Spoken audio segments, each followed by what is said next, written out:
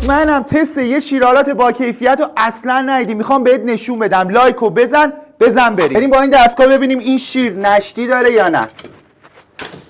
الان باز گذاشتم، نگاه کنید تحت فشار باره. حالا همینجوری با همین بار که داری مشاهده میکنی میره پایین توی آب. اگه نشتی داشته باشه قطعا نشون میده.